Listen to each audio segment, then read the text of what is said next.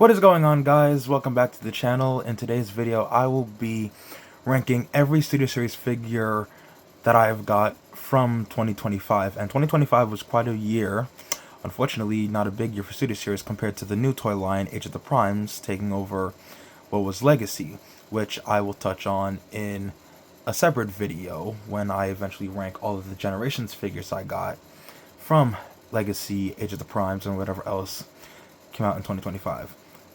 For this video, I will be focusing on Studio Series, and unlike my previous ones where I split up the movie figures from the Gamer Edition and Studio Series 86 figures, they will be combined together, as with the exception of Studio Series 86 Megatron, who I am missing, there really wasn't a lot for Studio Series to offer this year. So without further ado, let's take a look at my least favorite figure of Studio Series from 2025.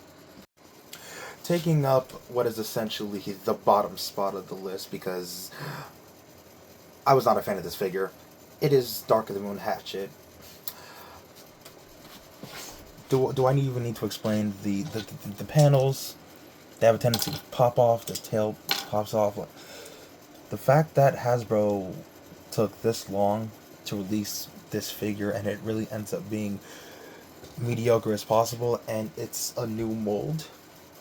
Yet now I see why Hasbro didn't release it a couple of years ago, which they really should have, because despite, you know, essentially looking decent enough to have in the collection, he really is just like a bit of a static figure, especially considering he's a very quadruped design. So again, one of the worst figures of the year by far, and arguably the worst Studio Series figure of 2025. Following closely behind after Hatchet goes to the 2-pack with the Devastation Seeker and Ground Soldier. Now, to be fair, I almost forgot to put them on my ranking, mainly because, again, Gamer Edition taking both Devastation and the War for Cybertron video games, kind of leads to some figures being more forgetful, which is also why I didn't pick up the Devastation Optimus Prime this year, because it was around all of 2025 and is still around in 2026, which is now this year. But yeah, despite being retools, this one being a retool of Run Amok and this one being essentially the same as Ramjet, there's not much to really say about those two. Which leads me to my next pick, and the rest of these are going to be retools or redecos with a couple of new molds that were kind of not all there, to be honest. Taking spot number 20 on my ranking goes to the Studio Series 86 Target exclusive More Than Music collection Perceptor with Ratbat and Ramhorn. Truth be told, I only picked up this set just for Ratbat and Ramhorn because I have both 86 Blaster and the Legacy Netflix release of Soundwave. Yes, I know, I worded that weird. Now, for those who are thinking if Perceptor is the same figure, yes he is, with the chest changed and the back getting an upgrade to cover that ugly gap that was seen on the original 2022 release of Perceptor, which again, I had since given away that Perceptor, since this one kind of improved what that figure did wrong. And again, like I said, I really only got this one for Ramhorn and Ratbat because I have both a Blaster and Soundwave to go with them. And that's really the only reason why Perceptor ranks higher than the previous two entries, but not high enough to warrant being, you know, like the others you will see on this list. Taking spot number 19 goes to Rise of the Beast Double Punch. Now, to be fair, considering I already had the Scorponok figure, I kind of figured Hasbro were going to redeco this guy into characters that were kind of implied to be in the movie despite them not actually being characters, and Double Punch as a reference to one of the Scorponok redecos back in the Beast Wars toy line. Sorry if my camera is wobbly. Yeah, considering the character was a nothing character in the movie, Hasbro kind of just like made it easy money. And he's only low on the list because, again, he is the same figure as Scorponok, just in, you know, the obvious red paint. And again, good figure, but not much to write home about if you already have Scorponok. And we might get a third repaint down the road. We might get another repaint soon. So, yeah. Inventing his way at spot number 18 goes to Dark of the Moon Wheeljack, aka Q. Truth be told, I have never been a big fan of this design, as I found this version of Wheeljack, or as he's named Q in the movie, very ugly. Obviously not as ugly as Surprise the Beast Wheeljack, but they're both ugly. And even though I had no expectations for this figure, I knew he was going to be a disappointment. For starters, the weapon he comes with, very lackluster. The details are there, the details are fine, and the transformation is decent. And considering this is an update of what was essentially a canceled toy back in 2011 for a character that, you know, didn't do much on screen, there's not much to write home about Q here. So, yeah. I only picked him up just because, you know, he was part of the wave that I wanted, and he wasn't really a high priority for me. So, as one of the new molds of 2025, he was a bit of a letdown, and a shelf warmer too, because he's been everywhere around stores.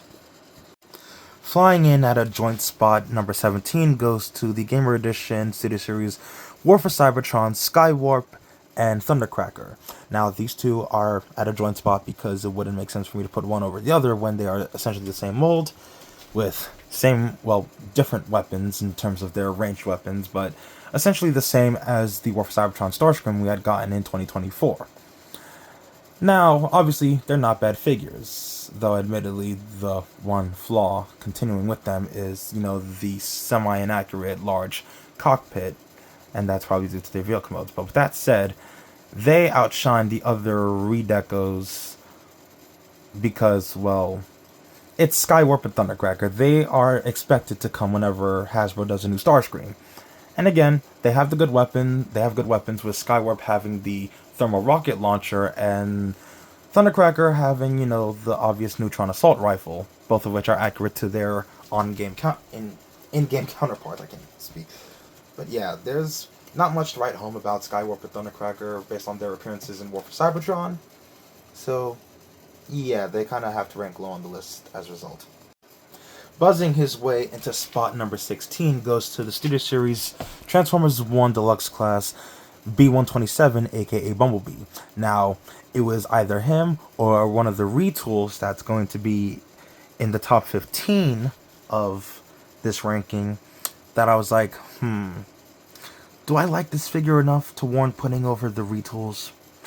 And my thought was like, nah, because he's an A-level figure, and he was on shelves for the entirety of 2025, and is still on shelves this year in 2026, yeah, there was nothing else for me to say, aside from, you know, the pros and cons. You know, he has both his, Stinger cannons and his knife hands, which can't really go onto his hands as they are unfortunately stuck to the cannon.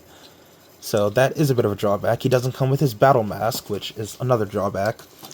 Decent articulation for a new mold, and you know he's only really necessary if you're completing the entire Transformers 1 cast. But you know, aside from that, you know, he's a decent figure. He does what he needs to do. Transformation is good enough, and it's serviceable. So, again, not much to write home about, but compared to the others on this list, this is where the fun begins. Soaring and screaming his way into spot number 15 goes to the Transformers 1 Starscream in the Studio Series. Now, seeing as he has a deluxe class figure, there are limitations to what Hasbro were able to put into this guy. But first things first, the pros, you know, he has good sculpting, good details, you know, is accurate to his appearance in the movie. The cons, however, are his lack of a waist joint, ankle tilt, wrist swivel. So he does, you know, lose points on that, not to mention they gave him lips for some odd reason. The transformation is very, fiddly. Like, it's the amount of times I've had to transform him between jet mode and robot mode. Like, it becomes very, very, very tedious, and it's like Hasbro should have done better with him. If anything, they should have made him, along with Optimus and Megatron, Voyagers, considering they made Sentinel Prime a Voyager and the upcoming Transformers 1 Alpha Trion a Voyager. But with that said, is he worth picking up? Only if you're getting the Transformers 1 cast. Otherwise, I think he is a pass, even for a Starscream figure. Charging in at spot number 14, and this was a difficult spot between him and the next figure that's also retooled that's on this list, is going to Rise of the Beasts Ape Link that came out early in 2025 in Studio Series. Now, this is a good figure because, again, it's a retool of the already amazing Studio Series Leader Class Optimus Primal. Now, obviously, being a retool, but still a good mold, he does rank a bit higher because, again, he is overall a better figure than some of the other redecos and retools of 2025, especially since he comes with brand new weapons, a masked faceplate which matches more of Optimus Primal than Ape Link, and the retooled shoulder joint that is meant for his beast mode, along with the Maximal symbol that Scourge took from him in the movie when he, And I believe the ape mode face has been retooled as well. Obviously I can't show that because he's in robot mode now, but if you have the figure, you know what you're getting, and if you have Optimus Primal, then again, you kind of know what you're getting. So, yeah. He only loses points for just being a retool, but was outbeat by another retool that, I kind of liked over some of the new molds that came out in 2025. Making spot number 13 on the list goes to Studio Series Gamer Edition War for Cybertron Voyager Ironhide. Now with Ape Link, it was between him or Ape Link that was going to take the spot. Ultimately, it went to him over both Q, TF1 Starscream, and the other redecos and retools, mainly because this was an obvious redeco/retool of the War for Cybertron Ratchet we had gotten in 2024. Now, obviously he's not without his flaws like Ratchet, but he does win overall. New head sculpt, his own melee weapon because he has the same axe as Ratchet, but his new shotgun. I believe it's the EMP shotgun or the scatter blaster. I would have to look back at the game to see which shotgun it is, along with some other small details like the new chest and torso area, and I believe the shoulders are new as well.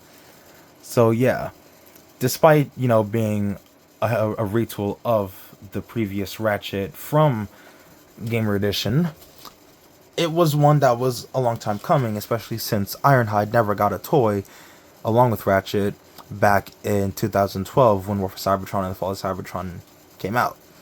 So again, he does beat most of the other contenders that have been on this list so far, but loses out to the other new molds that have been released in 2025.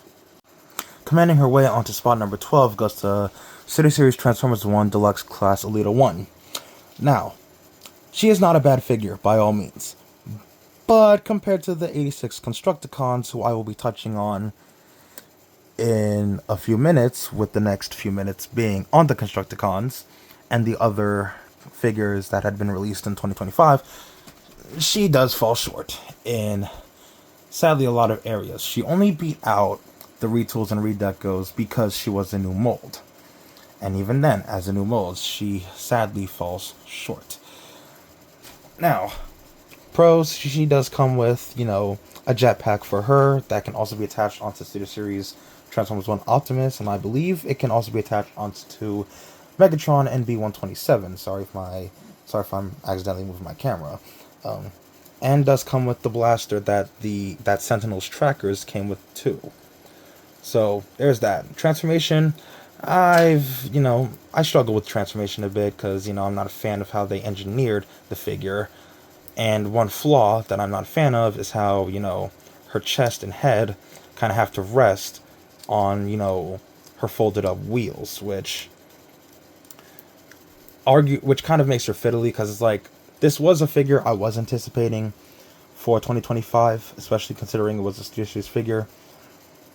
But she, despite, the good sculpt and detail Hasbro put into her, she unfortunately falls very flat compared to the other contenders that are higher up on the list. And funnily enough, a lot of them are the Studio Series 86 Constructicons, bulldozing his way into spot number 11. And this is where I'm going to start touching on pretty much all the Constructicons, which will hint at who's going to be my number one spot, seeing as I don't have Studio Series 86 Megatron. It's unfortunately the member who got the short end of the stick, and that is Bone Crusher. Now, I am a big fan of the Constructicons, and Bone Crusher is one of them. However, Hasbro let Bone Crusher down with this figure, especially considering he's supposed to transform into the left arm of Devastator. Now, the details, they're there, but unfortunately, due to the big shovel scoop here, you can't really access his waist unless you detach it, and unfortunately, he appears to be the only Constructicon that somewhat has a waist joint. Comes with his, cartoon accurate pistol, and, as an update of his cartoon design, it does what it needs to do. Now, do I like it? For the most part. But he unfortunately, again, falls very flat. He unfortunately also has no wheels for the treads, so he can't really roll around. You kind of have to, scrape him on whatever surface you have, because, again, no rolling wheels on a Transformer with treads is a bit of a letdown. So, yeah. Not to mention, he comes off as very lackluster compared to the other 5 members we will take a look at soon. But as he stands as a standalone figure, Bone Crusher, sadly falls short. And I wanted to like him. I did. But the other members kind of impressed me. We have now reached the number 10 spot, and taking that 10th spot goes to the Constructicon Hook. Now, as one of the 2 figures in a set of a Commander class box, the other figure being Longhaul, who did outbeat Hook by a bit, as a figure, he's actually decent. He's actually a good figure for what he is, especially considering he needs to transform into the head and, shoulder units of Devastator, even though Scavenger and Bone Crusher are technically the shoulders, but still. Again, as the head and upper torso unit of Devastator, he's fine, and that's really all he needs to be. His crane mode is a good update. His transformation is serviceable. It's simple, but it's effective. So there's not much to write home about. Comes with his accurate blaster he used in the cartoon. Aside from that, there's not much to write home about with Hook here, compared to the other members. Now, again, he is a much better figure than Bone Crusher. However, there was another limb bot that managed to beat him, because it was hard for me to put him above the next figure that took the number 9th spot. Speaking of, excavating his way onto the 9th spot goes to the deluxe class Scavenger. Now, I like Scavenger a bit more than Bone Crusher as a figure, and, as a design, from a design standpoint, he is a bit of a better update than Bone Crusher. And not just in, the articulation department, which, if I shouldn't mention it right now, all the Constructicons are unfortunately lacking in a waist joint and wrist swivel, but considering the compromises Hasbro made to make them form Devastator, who I'm implying where he will place on this list, yeah. But as it stands, transformation is serviceable both into the excavator mode and as the right arm of Devastator, and seeing as he and Mixmaster, who I will touch on later in this list, were the last 2 components needed, they were a bit of a step up from Bone Crusher. I'm sorry. It's funny how Hasbro started us off with Bone Crusher being the weakest, and then ending us strong with Scavenger and Mixmaster, who, again, the latter will be touched on later in this list. And, again, not much to write home about with Scavenger here. He does what he needs to do as both, a Constructicon and as Devastator's right arm. So, yeah. Not too shabby. And again, one of the better Constructicons to come out of the 86 line. Hauling his way onto spot number 8 goes to Longhaul, the second figure in the Commander Class 2 pack with Hook.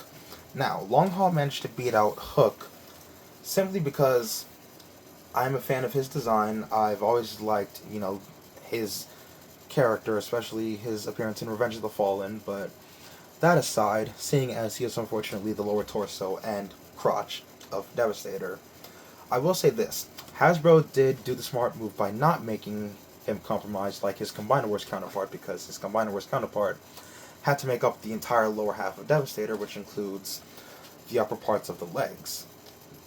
He does come with, a trailer that allows him to, work on his own and be a better figure, while the trailer becomes the lower part of technically the upper half of Devastator's legs, but still, again, comes with his accurate blaster. Details and sculpt and paint are on point, and he feels solid. He feels like an updated, Voyager, considering he is part of a Commander Class 2 pack. But if he was sold separately, I think, he probably would have been a Voyager. And even then, as he stands, he actually works well. Transformation into the truck mode is solid, and into the lower half of Devastator's torso and crotch. He's a chunky boy. He's a chunky boy. That's all Longhaul needs to be. Mixing his way onto spot number 7 goes to the Voyager Class 86 Mixmaster. Now, it was a tough choice between him and his leader, between where they were going to go, but I opted for Mixmaster to be spot number 7. Now, is he a bad figure? No. I will say this. He was close to being spot number 6, which ultimately went to Scrapper, who I will touch on in a minute. But I will say this. He is a much better figure than Combiner Wars, because Combiner Wars just had his entire mixing drum hang off his ass, because clearly Hasbro forgot what his cement mixer mode looked like, so they were going off of another vehicle mode that was also a cement mixer, and obviously it was inaccurate, so Combiner Wars Mixmaster ended up being inaccurate in both modes. So this time, because it is Studio Series and it's based on his appearance in both the movie and the cartoon, Mixmaster gets to be a much better figure here than Combiner Wars, which, again, if not for Scrapper, I think Mixmaster would have taken spot number 6. But as he stands, comes with his accurate blaster, details are on point, especially considering his very simple but effective design, transformation into both the cement truck mode and the left leg of Devastator, both simple and effective. So yeah, there's not much to write home about with him. He's just a good, solid figure, especially, as he is needed as the other leg of Devastator. Scooping his way onto spot number 6, as mentioned previously, goes to 86 Voyager Scrapper. Now, considering the Constructicons are all roughly tall deluxes to short Voyagers, they, unfortunately fall short in certain aspects, which, again, the lack of a waist joint and, wrist swivel does bring them down a bit. But when I stated with Mixmaster, when putting him at spot number 7, it was either him or Scrapper that was going to take spot number 6. Now, Scrapper, like Mixmaster, and Longhaul feels like the most solid of all 6 Constructicons. And being the right leg of Devastator, he's serviceable. He does what he needs to do. Transformation, again, simple but effective. Transformation into the leg mode is basically just keeping him in vehicle mode and then, turning him upside down. That's pretty much what you need to do. But, yeah. Aside from that, though, there's not much to write home about with Scrapper, and aside and minus the lack of a waist joint, which I should have been mentioning the entire time. The articulation in the arms, legs, the head, for Scrapper and the other Constructicons, it's it's serviceable. It does what it needs to do, but this but seeing as we are still just getting started, even though we've already technically started, this is where I can get into the top 5 of my ranking, and who I put on here may or may not surprise a lot of you. Buzzing his way onto spot number 5, surprisingly, goes to the Volkswagen Bumblebee, based on his appearance in the Bumblebee movie, obviously. Now, the only reason why this figure managed to outbeat the Constructicons and Transformers 1 Elita 1 isn't because, he's a new mold by technicality, because by technicality, he is a new mold. He is essentially a redo of the Studio Series number 18 Bumblebee that came out back in 2018 when the Bumblebee movie had first come out. Now, is he perfect? Hell no. But, as a redo, he does what he needs to do, because that previous figure, which I did not own the first time around, was pretty dog shit. It was trash. It was garbage. I'm sorry. Like, despite the fact that that figure had, the battle mask and a waist joint, which this figure is missing, overall, visually, he is so much better. Because, for starters, Hasbro managed to figure out to put the door wings, fold them onto the back rather than, based on concept art, keep them folded up, which was a flaw of the previous Volkswagen Bumblebee. So, yeah. Comes with his cannon, comes with his blade. Details, on point. Transformation can be somewhat tedious regarding, the legs and, the back kibble, because unfortunately Hasbro still cannot figure out a way to clean up a very simple design, but arguably my favorite Bumblebee design of the movies, because I'm sorry, I've never been a fan of the Michael Bay movie Bumblebee, so this one, balances out having the G1 alt mode with, the Michael Bay aesthetic somewhat. So, yeah, but he takes number 5 because the other figures that had come out in 2025 that are higher than him were a lot more impressive.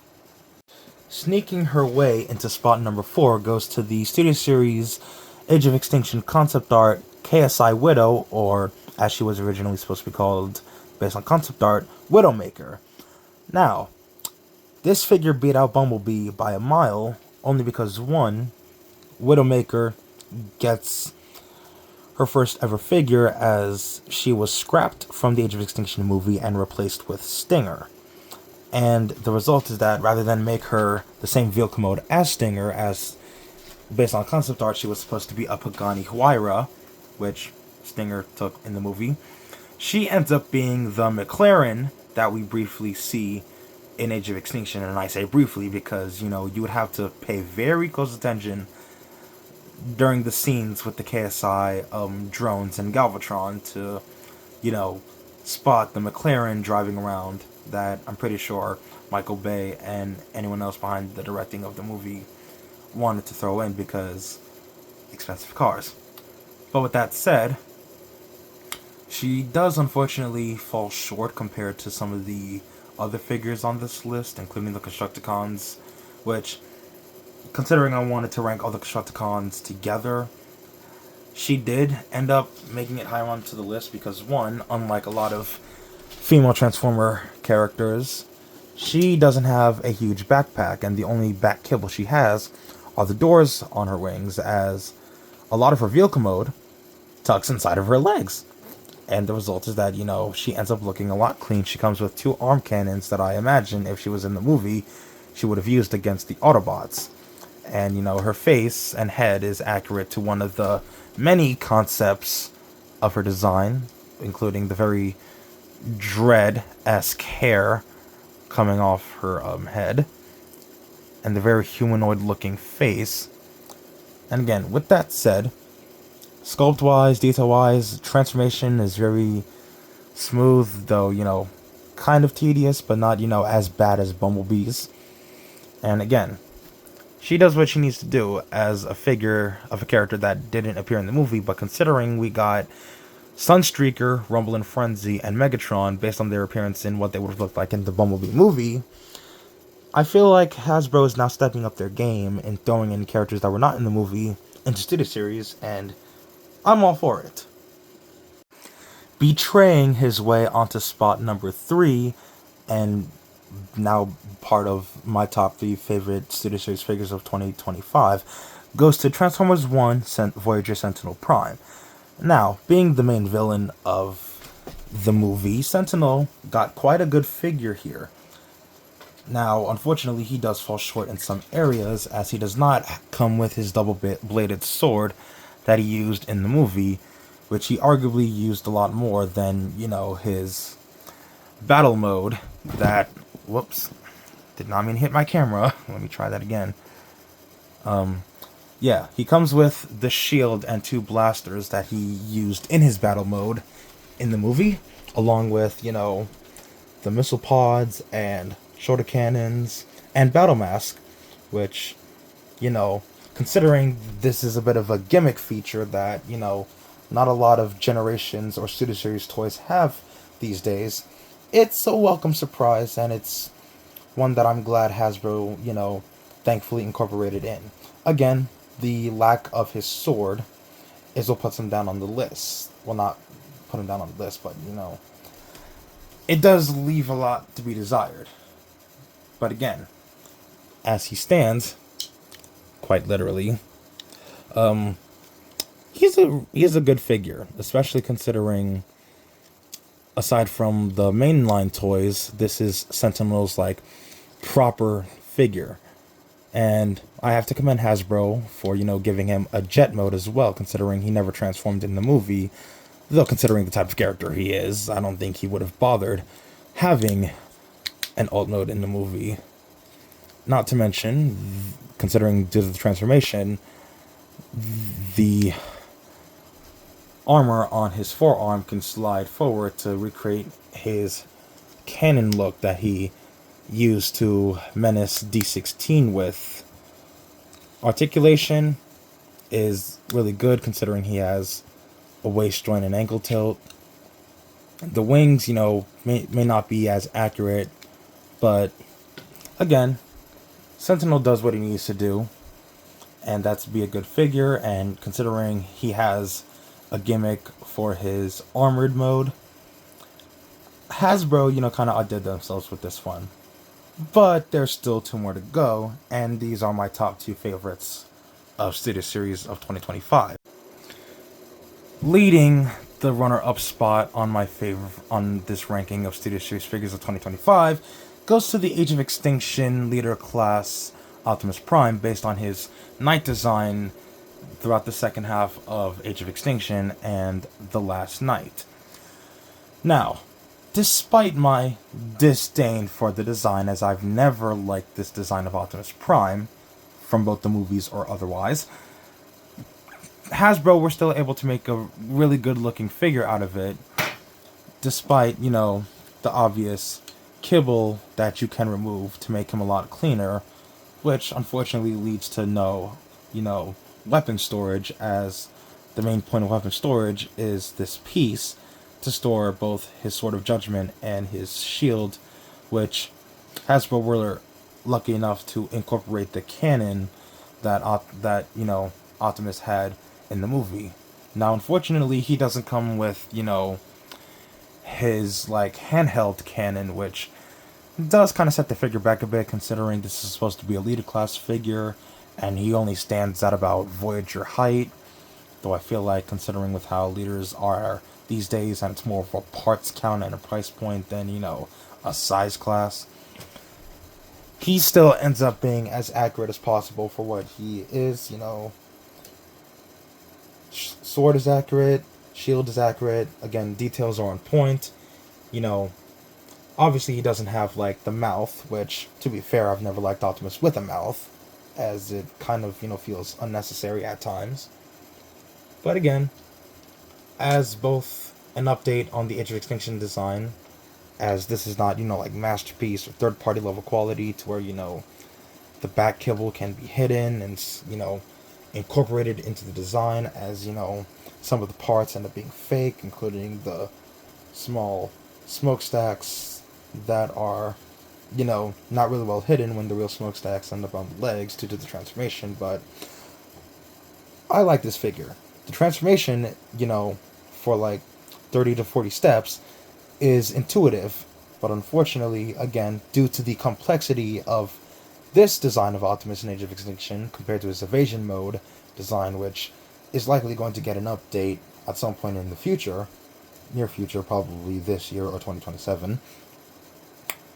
He's a really good figure. He stands out. And if I had Studio Series 86 Megatron, he probably would have been number 3 on this list, or kept the number 2 spot. But seeing as I did not get Megatron on time and wasn't able to buy him yet, there is one figure that is on par with Megatron that I was able to get that made the number 1 spot. Merging and combining and devastating his way onto spot number 1, I feel like it should have been obvious once I implied I did not have Studio Series 86 Megatron, and once I ranked the Constructicons individually. It had to go to Studio Series 86 Devastator. Now, obviously I feel like this should be a bit of cheating considering he has multiple figures. But considering the joints in each figure allow him to, be an improvement over the previous Combiner Wars one, there is a lot to say here that I feel like has already been said by other, fans, collectors, and reviewers out there. Each of the Constructicons in their own right, kind of feel solid, though again, Bone Crusher, the left arm, was unfortunately the letdown. Now, Scavenger, suffers the same problems as Bone Crusher in regards to, not having wheels on the treads, which I feel like I should have mentioned as well.